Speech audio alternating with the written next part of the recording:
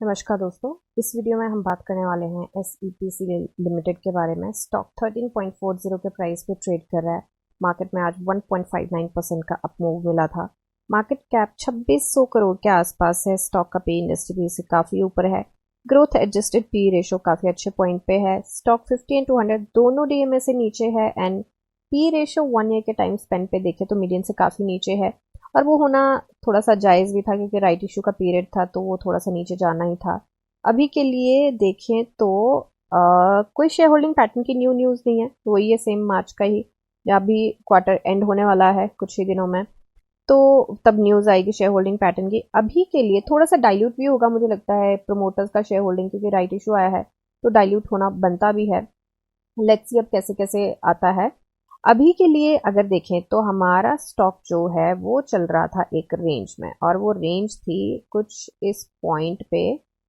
यहाँ से लेके चलते हैं और यहाँ तक की ये रेंज थी कुछ इस टाइप की, एंड इसी रेंज में ये स्टॉक ट्रेड करता हुआ नजर आ रहा था। हालांकि यहाँ से स्लिप करके नीचे भी चला गया था और साथ के साथ नेक्स्ट डे रिवर्सल भी मिला। थोड़ा सा हिकअप इसने जरूर लिया, स्पिनिंग टॉप बनाया, उस बिल्कुल रेंज जो है उसी के आसपास इसने क्लोजिंग दी और आज थोड़ा सा इसको किकर मिला है। गैप अप ओपनिंग देखने को मिली है। ओपनिंग के बाद इसमें फ्लक्चुएशन देखने को मिली, काफी अच्छा मूव मिलने की गुंजाइश थी। बट आपको पता है कि जैसे निफ्टी भी गैप अप ओपन हुई थी 1% के ऊपर वो ट्रेड करी थी एंड उसके बाद थोड़ा सा फ्लिप आया एंड थोड़ा सा स्टॉक नीचे गया, निफ्टी नीचे गई एंड कहाँ पे इसने क्लोजिंग दी है 0.29% पे क्लोजिंग दी है। तो यहाँ पे देख सकते हैं रेड कैंडल है और अभी भी हमें कंफर्मेशन कैंडल नहीं मिली हुई है निफ्टी की, तो थोड़ा सा सावधानी से जरूर चलना है। ग्लोबल बहुत सारी चीजें हैं, हालांकि थोड़ा सा पीस की तरफ इंक्लाइंड है चीजें, बट लेट्स सी कि क्या देखने को मिलता है। थोड़ा सा कॉन्शियस होकर जरूर चलिएगा। अभी के लिए जो हमने पहले बात करी थी, जो हमने इस पे वीडियो बनाई थी, तो हमने बात करी थी कि छोटे से स्विंग की यहाँ पे गुंजाइश बनती है, जो कि अभी 11% के आसपास की उम्मीद है। तो मंथ के एंड तक तो नहीं बोल सकती क्योंकि 4 ही दिन हमारे पास बचे हैं, तो थोड़ा सा मुझे लगता है कि मार्केट के सेंटीमेंट सही रहे तो 4 दिन में भी ये कर सकता है। बट फिर भी मैं इतना टाइम नहीं लेके चलूंगी।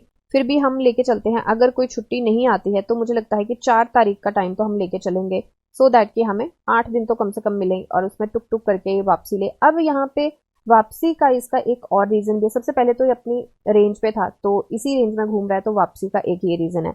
दूसरा रीजन है RSI काफी नीचे जा चुकी है, थोड़ा सा 60 तक अगर मूव करेगी तो इसका जो मीडियन है इस पे हिकअप जरूर आएगा, 14 के आसपास इसको हिकअप जरूर आएगा। तो उसको क्रॉस करके ऊपर अगर ये जाता है तो मुझे लगता है रास्ते में हिकअप तो जरूर है, 14 के पास मेजर हिकअप है, बट उसके बाद इसको यहाँ तक के मूव मिलने की संभावना जरूर है। तीसरा रीजन जो मेन रीजन है वो ये है कि राइट इशू क्लोज हो चुका है एंड राइट इशू क्लोज होने के बाद थोड़ा सा वो जो पीरियड होता है उसके बाद यूजुअली स्टॉक्स में रिवर्सल आता ही आता है। तो वो मेरा एक यहाँ पे रीजन है। अब वो रीजन फुलफिल होता है नहीं होता है, वो उस क्राइटेरिया पे जाता है नहीं जाता है उस पैटर्न पे, तो देखते हैं क्या होता है। बट यहाँ पे गुंजाइश जरूर बन रही है। अभी के लिए एक बार BSE पे चलते हैं। BSE पे सबसे पहले तो यहाँ पे प्राइस वाइन 20% का है, ठीक है। कल न्यूज आई थी एक, और न्यूज ये थी न्यूज़पेपर पब्लिकेशन के बेसिकली राइट इशू को लेके ही है सारी चीजें, तो और कोई मेजर न्यूज नहीं है जो इसके इसके प्राइस के अप या डाउन मूव में किसी भी तरीके की मदद करेगा। डिलीवरी परसेंटेज जो आज गया है BSE का वो 53% का है एंड NSE का अगर हम देखें तो NSE का 33% के आसपास गया है। तो डिलीवरी परसेंटेज बुरा तो नहीं बोला जाएगा। वॉल्यूम देखते हैं, कल वॉल्यूम आया था हमारे पास 8.63 मिलियन का और आज वॉल्यूम 10.3 मिलियन का है, और ये सिर्फ NSE का है, BSE का भी होगा। तो वॉल्यूम यहाँ पे थोड़ा सा जंप करता हुआ जरूर दिखाई दिया है। यहाँ पे कंफर्मेशन कैंडल तो मैं इसको नहीं बोल सकती क्योंकि जहां पे ये ट्रेड कर रहा है इसके रास्ते में रेजिस्टेंस बहुत है। मेनली तो ये वाली रेजिस्टेंस आएगी इमीडिएटली 13.61 के आसपास की, और उसके थोड़ा सा नीचे से ये रिवर्स लेके गया है आज और इन्वर्टेड हैमर बनाया, तो सपोर्ट जरूर बनाता हुआ दिख रहा है। अब डिमांड की बात करते हैं यहाँ पे कि डिमांड का क्या सिनेरियो है, तो इस पॉइंट से काफी बार हमें रिवर्सल मिला, तो यहाँ पे डिमांड तो जरूर है बट शॉर्टर्स यहाँ पे थोड़ा सा डोमिनेट करते हुए भी दिखे हैं। निफ्टी का थोड़ा सा वो लेके चल सकते हैं हम, बेनिफिट ऑफ डाउट, बट थोड़ा सा ये चीज जरूर है कि संभल के चलने की बहुत जरूरत है।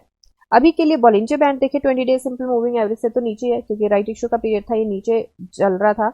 अभी के लिए एक बार वीकली चार्ट जरूर हम चेक करेंगे क्या बनता हुआ नजर आ रहा है, बट राइट इशू की वजह से थोड़ी सी एनालिसिस थोड़ी सी डिलेमा में ही रहती है।